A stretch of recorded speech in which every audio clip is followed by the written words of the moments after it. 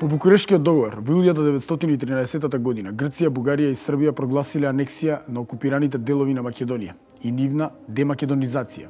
Пирински крај, Северна Грција, односно Јужна Србија. Србија на почетокот на 1914-тата во анектираниот дел спровела регрутација. Македонците одбивале да служат во српската војска. Во март, непосредно пред почетокот на војната, македонските воени обврзници се спротивставувале на мобилизација. Една интересна и карактеристична така речеме настан кој се случи во тоа време отпорот на македонците за регрутацијата. Едноставно одбегнуваа да бидат регрутирани во армијата и тие што беа регрутирани, имаме еден голем настан кај што одбива да дадат заклетва на српскиот крал и така натаму, и тогаш беа превземени ригорозни мерки. Еден поголема група од нив беа убиени. Мобилизираните македонци биле упатени на првата линија во борба против австро-унгарската војска на Сава и на Дунав. Тука Вардарскиот батальон заробил шлепер со 1800 војници и 20 офицери на австро-унгарската војска. За одбрана на Белград се бореле на Петлово брдо, Кошутњак, Топчидер. Се бореле кај Обреновац, Ада Смедерево, на Дрина, Цер, Колубара, Валјево, Космај. Особено голем бил нивниот придонес за победите на српската војска во битките на Цер и на Колубара. Се бореле и гинеле за одбрана на Србија. Австро-Унгарија би сојузничка на Бугарија, заробените македонци војници, во рамките другите во втората фаза на војната, кога Србија губеше војната, ги предава на бугарските дипломатски представители, ги упатува во Бугарија и тие па им облекува бугарска униформа и повторно ги праќаа на фронт. Поделена Македонија под тројна окупација одново станала полигон на уште покрвава војна меѓу балканските и големите европски држави, со нови странски окупации и реокупации што се сменувале. Македонија влезе во војната како поделена територија, без држава, без своја војска, без силна организација која би искористила ова ситуација, така да во тек на Првата светска војна може да се рече поранешните членови на ВМОРО, односно на ВМРО, се разлеа низ разни воени единици, најмногу во 11-та македонска дивизија, околу 33.000 војници и околу 300 офицери, а и во други единици на помошни единици. Од друга страна, дел од раководството или раководните сили на комитетите порано, па и членови на ВМОРО беа ангажирани во администрацијата бугарска и во овој дел на Македонија после бугарската окупација, односно од крајот на 1915 година. Тоа е трагедијата на македонските мажи кои мора да војуваат за туѓи интереси. Туѓите армии, кои ја крстосувале Македонија, доуништувале тоа што останало по току-што завршените балкански војни. За македонскиот народ настапил период на уште поужасни страдања, убиства, кулучење, реквизиции, глад, епидемии.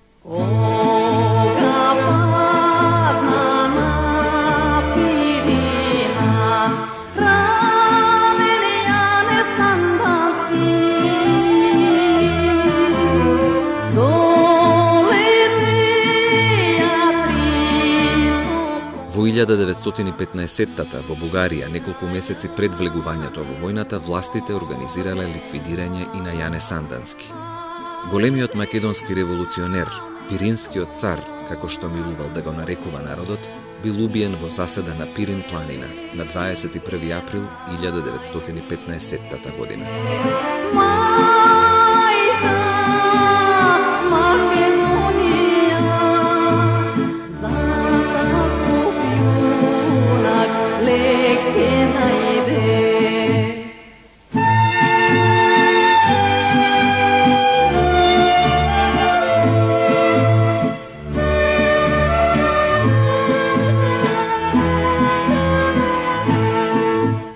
Инакум, како една епизода покрај ова што спомнавме, дека во 15-та година една бугарска единица изврши масовни колежи при навлегувањето во Азотот и горнопедагогските села, затоа што во претходниот период тука беше посилна српската пропаганда, фати корени српската пропаганда.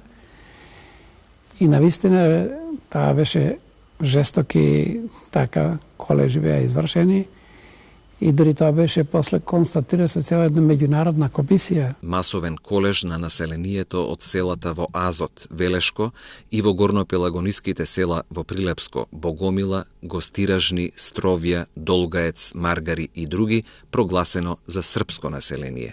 Во приморскиот дел на Македонија, под окупација на Грција, од почетокот на војната биле стационирани армиски сили на големите држави на Антантата, француски, британски и руски. Таму била воспоставена двојна власт, грчка административна и воена на командата на антантините војски. Приморскиот дел на Македонија бил претворен во огромен воен логор. На другата страна на Македонскиот фронт биле војските на државите од Сојузот на централните сили. На почетокот на 1916 година во Македонија, поделена со фронтовската линија, се наоѓале спротивставени околу 1.200.000 војници, француски, британски, руски, грчки, српски, во чиј состав во редовната војска биле 27.143, а во резервата 2.000 или вкупно 29.143 македонци. Немојтни при стационирање на такви армиски сили, окупациони сили, со 1.200.000 војници, да не зборувам за друго, беше воопшто невозможно било какво организирање внатре во земјата, уште повеќе што најригорозни мерки се превземаа. И затоа единствено преостануваше Македонија се бора надвор од Македонија. Тоа значи македонските заедници, интелектуални и други, револуционерни, кои што се најдува надвор од Македонија. Тоа се во Швајцарија, во Русија особено. Понатаму имаме, дури во Соединените Американски држави, значи една организирање, но најважно битката беше организирање во европските земји, во европските држави, затоа што тука се водеа мировните поговори во Париз, односно во дворецот Версај, и во голема мера зависеше како ќе се решава македонското прашање. Военоспособните македонци регрутирани во армиите на Србија, Грција и на Бугарија биле поставени на првите борбени линии, меѓусебно да се борат, да се убиваат. Масата народ под воено-окупаторските режими го поднесувала товарот на војната. Во земјата бил невозможен каков било отпор. За македонците останаа само низ Македонија гробовите кои ги имаме во Скопје, француски, германски гробови, во Битола француските гробови, во Солун српски гробови, на Зејтинлик. Само македонците ги нема во тие ги има во сите, и во српската, и во бугарската, и во германската војска, дури како нели околу 3000 ангажирани, но нивните гробови ги нема.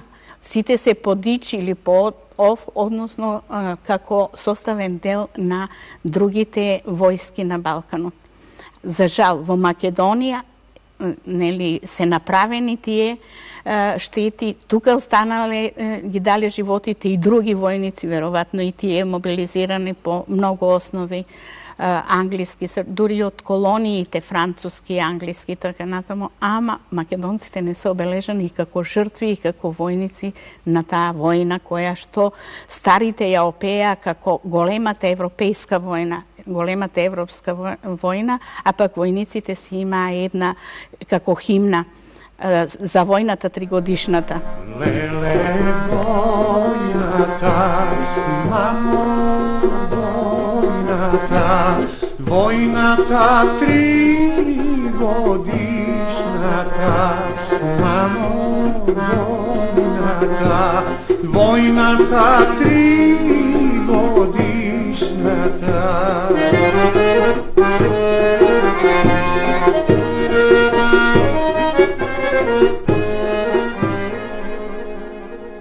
Замената на српскиот и на грчкиот окупаторски режим во поголемиот дел на Македонија со бугарски есента 1915-тата не само што не донела подобрување, туку и на тамошно влошување на положбата со трагични последици.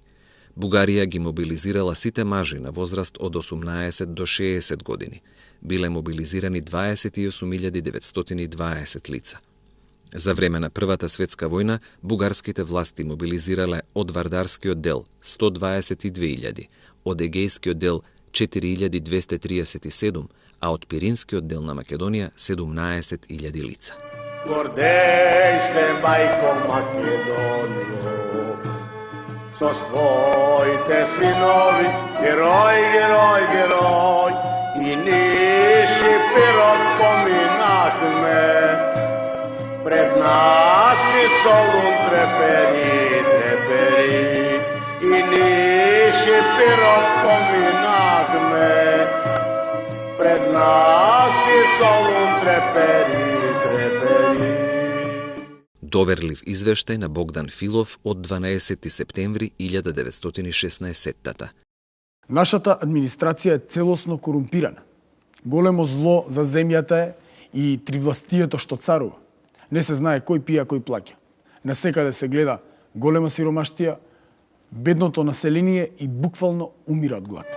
Победоносно поминавме Вардарските долини, долини, победоносно поминавме Вардарските долини, долини, победоносно поминавме Вардарските долини, долини.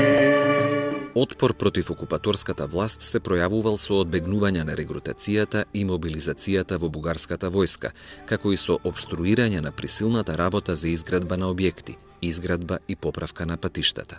Во доверлив извештај од 12 септември 1916 се известувало дека во Скопје од повиканите на регрутација се јавиле околу 200 лица цигани, а само 40 бугари. За македонскиот народ бугарската власт била непријателска, окупаторска и спрема неа тој така се однесувал. Тоа го констатирал и бугарскиот професор Богдан Филов, познат научник и политичар кој бил испратен летото 1916 во специјална мисија во Македонија, каде подолго престојувал. По враќањето поднесол опширен извештај со констатација дека управувањето на таа земја ќе биде многу тешко. Пред крајот на 1916 година положбата се влошила толку многу што бугарските окупаторски власти, за да се одржи режимот, биле доведени во ситуација да превземат драконски мерки. На 28 декември била издадена наредба за собирање на оружје од населението. Веднаш потоа било свикано советување за состојбите во македонската воено-инспекцијска област за решавање на важните стопански, социјални и воени и политички прашања, прехранување на населението и националното прашање. На советувањето одржано во Скопје од 9 до 12 јануари 1917 година, раководел полковник Александар Протогеров, заменик началник на областа, била усвоена оперативна програма за решавање на националното бугарско прашање. Во Порече и Јазот, Кичевско, Бродско и Велешко, компактните српски села да ги разречат, некои од селата целосно да ги иселат во Стара Бугарија, а од другите села да ги иселат само поглавните српски агенти. Во други окрузи и околини да ги исчистат главните српски агитатори. Во Битолско, компактните влашки гнезда, селата Трново, Магарево, Ѓавато, Маловишта, близу до границата да ги иселат. Ако е можно, да ги испратат во Романија, за да нема влашки прашања во Бугарија. Воопшто, да не останат цели влашки села, туку да ги раселат. Покрај границата да не се остава грчко и влашко население. Од главните центри, како Скопје, да ги иселат во Моравско, србите и евреите од Солун, населени по Балканската војна. Сите срби, колонисти по Балканската војна, да се иселат во Моравската област. Спрема муслиманите, турците и албанците, властите да се однесуваат добро, да не им даваат повод за поплаки, дека храната не им се дава подеднакво, дека им земаат давачки, училиштата и слично. Да посветат внимание на националното, бугарско воспитание во училиштата и сред населението. Семејствата на сите војници од Македонија кои дезертираат од бугарска војска да ги преселат од една во друга околија во истиот округ за да се прекинат дезертерствата.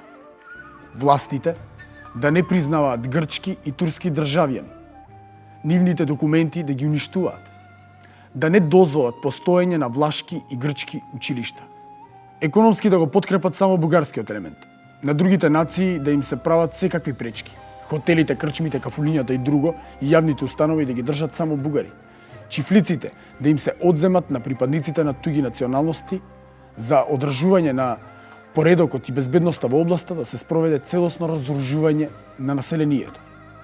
Да се почне со разоружувањето на населението по општини и околии, согласно наредбата од 28 декември 1916 година.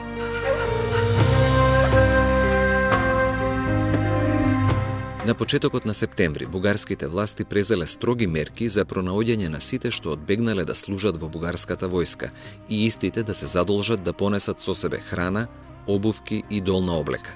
Во септември спровеле и дополнителна мобилизација и на тие кои служеле за да се упатат во дополнителниот македонски полк.